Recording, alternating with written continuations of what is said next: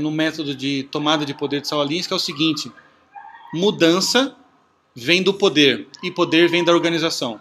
Para agir, as pessoas precisam se juntar. Então ele deixa um pouco mais claro isso. Poder é a razão de ser de uma organização.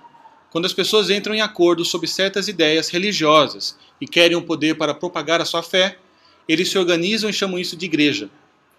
Quando as pessoas entram em acordo em certas ideias políticas e querem o poder para colocá-las em prática, eles se organizam e chamam isso de um partido.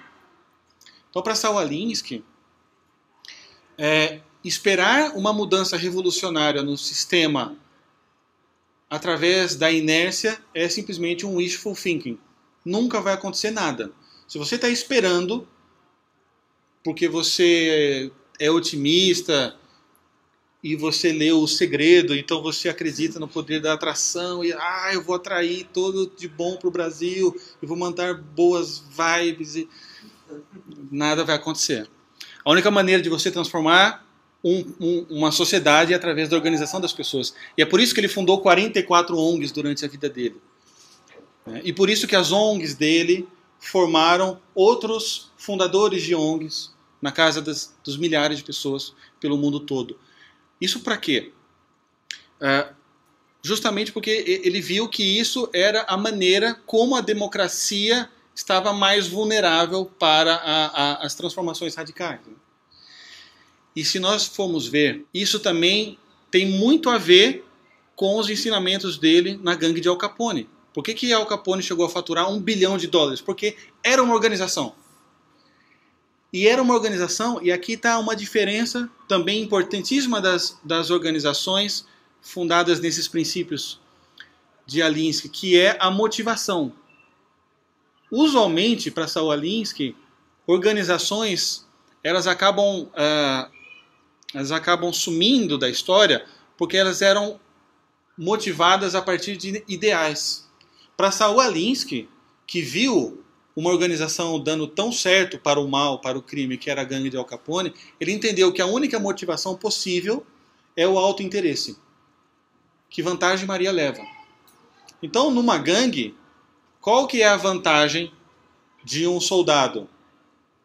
Ele tem acesso a poder financeiro imediato. Mata aquela pessoa e você ganha dinheiro. Rouba aquele banco e você ganha dinheiro. Então, o autointeresse está muito presente. Então, para ele, o papel de um organizador de comunidades era o papel de um concentrador de poder que iria, através da criação de um autointeresse comum, não é um ideal, é um autointeresse comum, iria então conseguir mobilizá-los para conseguir aquilo que eles quisessem. E aqui, Saul Alinsky ele vai fazer uma das suas máximas, que é: The issue is never the issue, is always the revolution. Ou seja, o problema nunca é um problema, é sempre a revolução. Tanto faz se um grupo de pessoas tem um problema e se esse problema ele é um problema financeiro, um problema social, um problema moral. Se aproprie desse problema, porque através dele você consegue a sua revolução, você consegue a sua mudança. São as palavras dele. Eu me lembro que eu estava na França em junho, no período das manifestações aqui em São Paulo, né? E eu me lembro de entrar no Instagram e ver aquelas fotos tão lindas, né, dos idealistas, e uma foto que varreu o popular, a categoria popular do Instagram, era uma menina que dizia assim: desculpe o transtorno, estamos transformando o país. Aí uma outra, depois, era assim: não é por 20 centavos. Né? E essas duas frases, para mim, explicam muito esse pensamento. Não é o 20 centavos. The issue is never the issue. Não é os 20 centavos nunca. É sempre o conflito. Ora, para mim, esse caso de junho, ele é um estudo de caso da aplicação dos métodos de Saul Alinsky. Se o prefeito Haddad chegasse, logo depois de empossado, e dissesse: eu quero aumentar o IPTU, o que ia acontecer? Ele ia ter uma rejeição brutal. E o oligopólio do transporte público aqui em São Paulo, aumentando 20 centavos no transporte público, Os 20 centavos ficaria para quem?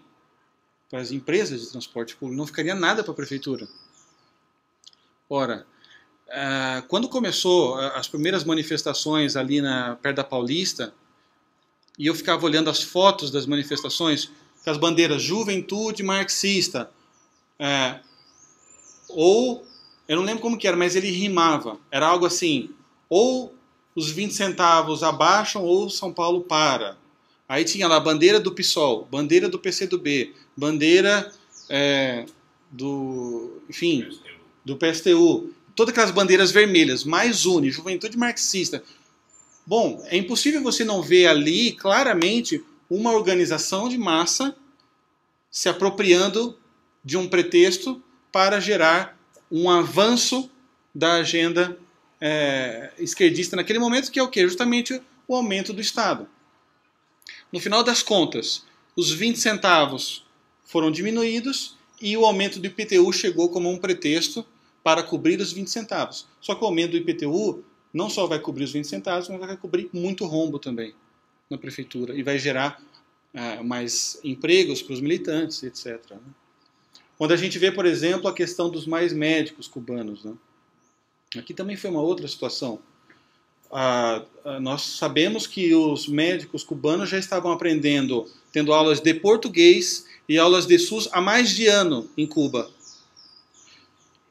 E o Mais Médicos foi anunciado quando? Foi ali em junho, quando a Dilma, pela primeira vez, se apresentou na TV, dizendo que uma resposta, que ela ouviu o clamor das pessoas, o clamor das ruas, e por isso estavam trazendo médicos cubanos. Isso já estava lá há mais de um ano. E ela diz também que eles iriam fazer um plebiscito pela reforma política. Aí você entrava no site do PT e via lá o conteúdo da agenda do programa de governo, das metas partidárias, escrito há muito tempo. E lá estava como uma das metas principais, plebiscito para a reforma política. Quer dizer, então, você está sempre à procura de uma desculpa, de um conflito, que muitas vezes você organiza, e aí então você vem com uma solução anexada com um benefício social, de modo a avançar a causa. Isso é puro método de Saul Alinsky. Tá? Posso pedir? Uhum. Isso está na retórica grega. Uhum. Briga com Sócrates, com Borges, é absolutamente isso. Uhum. Eu diria que Alinsky atualizou isso daí. Mas possível. Absolutamente tudo. A questão de as pessoas vão entender palavra, mas nunca a semântica. Uhum. Isso está denunciado há muito tempo. Sim. Talvez não tivesse lá no horizonte dos gregos escrito como um guideline para você ser assim, mas o fundamento disso, the issue is never the issue. Isso é manjado. Você vai achar texto de Aristóteles, de Platão, falando, questionando absolutamente isso. Agora, o que me parece, aí teria essa questão de atualizar, por dizer em linguajar de hoje, mas não estou vendo uma grande novidade. A política sempre foi assim. Antes dele. Eu na verdade, assim, eu também acredito que muitos desses pontos já estavam presentes ali. Né? Como a gente viu mesmo na Revolução Francesa, você tem muito disso. Sim. O grito pela fraternidade, igualdade e solidariedade dizimou milhares de pessoas. Né? É um instrumento retórico. É um instrumento retórico que está presente lá já. Né? Mas nos Estados Unidos você teve uma mudança drástica. O Partido Democrata Republicano não era tão diferente assim. Bom, a gente está celebrando agora 50 anos da morte do Kennedy, né? O Kennedy foi um grande estadista. E o Kennedy não comungava dessas ideias. E estava no Partido Democrata. Então a gente vê realmente, assim, ali houve um break-even, ali teve uma divisão de águas muito grande. E você teve eu acho que a contextualização de todo esse mundo, de todas essas estratégias para o movimento dirigido à tomada de poder, ele acabou ganhando um fôlego completamente novo, né? E depois ele foi ser usado também para para ocupação de postos nas universidades, na imprensa, em toda a cultura. Eu um grande valor da mentoria específica dele naquele contexto. Isso, sem dúvida. Mas como um fluxo teórico Não, ele não é um inventor. Um cara que se gaba da mentira e da trapaça, porque que ele não vai estar se apropriando de outras ideias, né? Não tem... mas uma coisa que a gente consegue ver realmente uma mudança grande na sociedade é essa explosão das ONGs, né? Hoje no Brasil existem 200 mil ONGs. Claro que tem muita ONG séria, né? Você tem hospitais filantrópicos, você tem, enfim, uma série de lares de caridade, mas você também tem uma explosão de ONGs que são de cunho fundamentalmente político e que existem para a criação de lobby na Câmara, né? Se a gente vê, por exemplo, as grandes mudanças desde 1960 no mundo vieram com o endosso dessas organizações. Então, o caso o Roe vs. Wade, por exemplo, teve um grande papel ali as fundações Rockefeller, MacArthur e Ford nos Estados Unidos. Já caminhando para os finalmente, né? Uma parte do livro, o Saul Alinsky ele vai falar sobre a ética dos meios dos fins. Eu vou ler aqui rapidamente para vocês. São regras para essas organizações. Então, uma vez que você... vai ter uma desapropriação de terra aqui numa favela. Então, vai até lá, organize essas pessoas e ensine a eles o conflito e essa ausência de ética para a conquista do poder. Então, por exemplo, para ele diz o seguinte: na guerra, o fim justifica quase qualquer meio. A preocupação com a ética aumenta com o número de meios disponíveis e vice-versa. Ou seja, se você tem ferramentas para a revolução, você não tem que ter ética. Se você não tem ferramentas para a revolução, aí você vai pensar sobre a ética, né?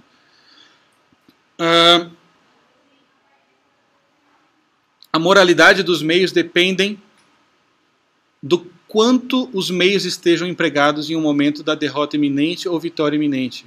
Outra parte importante, a regra número 10 dele: você deve fazer o que puder com o que tiver em mãos e adorná-lo com tons morais. Isso é maquiavelismo puro, né? E aqui ele cita, inclusive, nessa parte, ele cita um trecho de Lenin. Lenin diz o seguinte: os capitalistas vão nos vender a corda que nós vamos usar para enforcá-los. E ele cita também, por exemplo, a tática de Gandhi, né? Então, Gandhi também, ele segundo Alinsky, ele se adornou de uma áurea pacifista porque a Índia, naquele momento, estava completamente desarmada. Nas guerras seguintes, a Índia já tinha as armas e então não teve pacifismo nenhum, né? Então, quais são as suas armas disponíveis? Aqui que faz parte daquele realismo. Eu vejo o mundo como ele é. Então, por exemplo, o Genuíno e o Dirceu vão ser presos, não tem jeito. Mas como eu posso adornar isso de tons morais? Eles são heróis. Eles são vítimas.